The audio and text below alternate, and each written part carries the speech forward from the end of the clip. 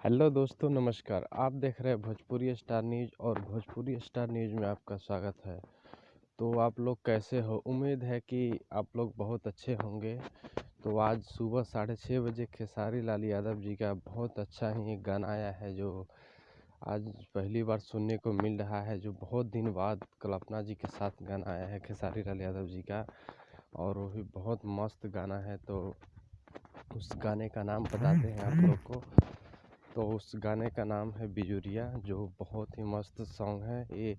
और चैनल पे जो चैनल पे रिलीज हुआ है वो है SRK म्यूजिक, जो आपको पता ही है, एक से एक गाना उस पे आते रहता है।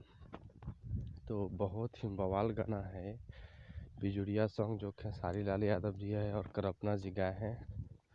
तो देखना ना भूलिए इस गाने को। तो SRK म्यूजिक पे रिलीज हो चुका है अभी। तो इनका जो राइटर है वो है अर्जुन जी है, और म्यूजिक डायरेक्टर है वो बहुत अच्छे म्यूजिक डायरेक्टर है।